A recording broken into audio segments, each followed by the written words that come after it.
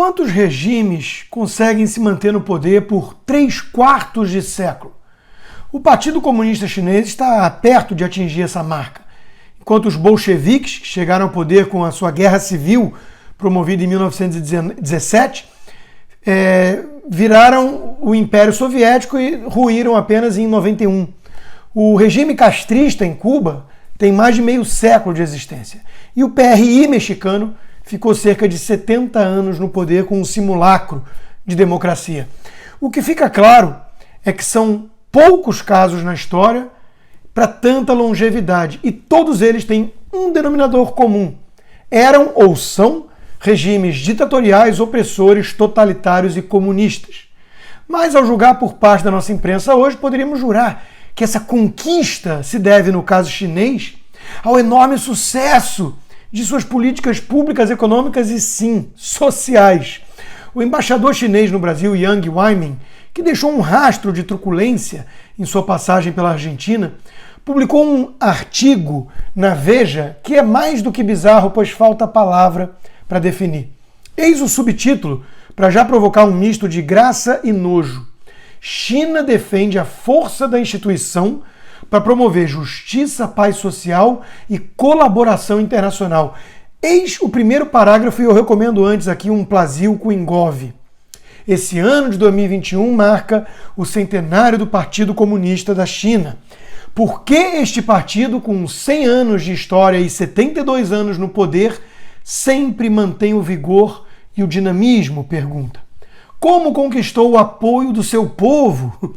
No olho do povo, o PCC é um partido dedicado para servir ao povo, que tem conduzido a nação chinesa a atravessar momentos difíceis, abrindo novos caminhos para a independência, a liberdade e a emancipação da nação, além de alcançar grandes êxitos na construção e no desenvolvimento do país. Os milagres do PCC, continua, combinam a revitalização da civilização chinesa milenar com a inauguração de uma via inovadora de desenvolvimento. E não tem nenhum alerta de que é uma peça publicitária, ok?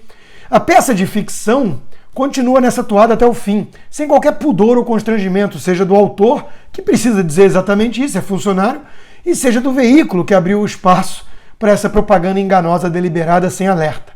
Perto do final, descobrimos que o líder chinês atual, que só rivaliza com o próprio Mao Tse-tung em termos de tanto poder concentrado, não é apenas o benfeitor da China, do povo chinês, mas o salvador do mundo inteiro. O presidente Xi Jinping salientou que cada ação do PCC visa o bem-estar do povo chinês, o rejuvenescimento da nação chinesa, bem como a paz e o progresso de toda a humanidade. Que coisa boa! Voltemos ao começo para colocar agora os pingos nos is. O embaixador pergunta se sabemos por que o PCC está há tanto tempo no poder. Eu sei.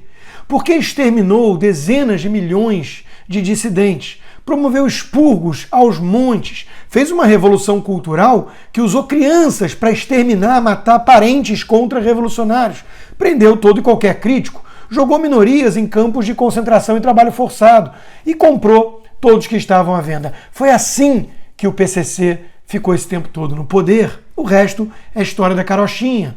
Essa é a única verdade.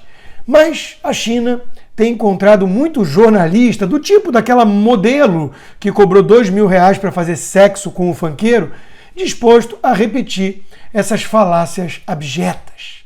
Entram na lista dos que estão à venda. A União Soviética lançou mão desse mecanismo com muita frequência, e basta lembrar daquele jornalista do New York Times que divulgava mentiras sobre a Rússia soviética enquanto desfrutava das benesses garantidas pelo sistema. Assassino. Ele levou até um Pulitzer pelas suas reportagens, que nunca foi retirado esse prêmio, mesmo quando ficou evidente a farsa. Hoje, não faltam prostitutas, os gargantas de aluguel, dispostos a elogiar a ditadura em troca de grana. Cada vez é mais raro encontrar um veículo de comunicação independente e corajoso a ponto de expor as verdades sobre a China. A Gazeta do Povo é um desses veículos e merece todo o nosso apoio e respeito por isso. Foi nela que Leonardo Coutinho publicou o único perfil desse novo embaixador brasileiro até agora, uma vez que a nossa mídia preferiu ignorar quem é o homem mais poderoso do Brasil nesse momento. E foi nela, na Gazeta, que Flávio Gordon publicou um excelente texto hoje mostrando como o regime opressor chinês tenta impedir o debate necessário sobre a origem do vírus que colocou o mundo todo de joelhos. Eis alguns trechos. O vasto e intricado lobby pró-ditadura chinesa, mediante censura, ameaça e outros expedientes típicos de regimes totalitários, pretendendo banir o debate político sobre a hipótese da origem do vírus ter escapulido de um laboratório. A República Chinesa não tem diferença para ela em centros de pesquisa civis ou militares. Não existe pesquisa científica pura ou desinteressada no país. Na maioria dos estúdios de redações brasileiros, a ordem continua sendo a de tratar qualquer sugestão de culpa chinesa pela pandemia com risinhos de deboche, conclui. Mas o verdadeiro deboche é o PCC ainda bancar o bom samaritano com a venda de vacinas para países africanos. O regime é o maior responsável direto pela pandemia, seja por perseguir críticos, seja por deliberadamente ter criado ou deixado escapar o vírus do laboratório. E depois ainda simula filantropia, sendo que acabou de usar a vacina como moeda de troca, chantagem para calar críticas do governo brasileiro. Eu comentei sobre isso até no Jornal da Manhã mais cedo hoje. Parece aquele borracheiro, safado, criminoso, que espalha pregos pelo asfalto e depois surge como salvador vendendo os seus serviços. É uma piada de mau gosto enaltecer um regime desses. Infelizmente, parece que os seus tentáculos avançam sobre nossa imprensa e nosso Congresso.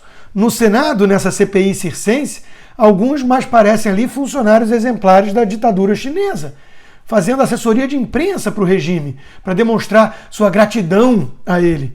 Bizarro? Eu já disse que falta uma palavra melhor para definir esse comportamento. Se dependesse dessa gente pragmática, leia-se, amoral e vendida, o Brasil seria logo uma província chinesa. E aí, meus caros, todos teremos que dizer amém para declarações estapafúrdias como essa do embaixador, de preferência comemorando o centenário do Partido Chinês com um feriado nacional no lugar do nosso 7 de setembro ou 15 de novembro. Seremos a República Democrática Comunista do Brasil, sob a tutela do PCC. E quem não gostar? Bom, aí haverá sempre a liberdade para escolher o campo de concentração para sua reeducação ou então a vala.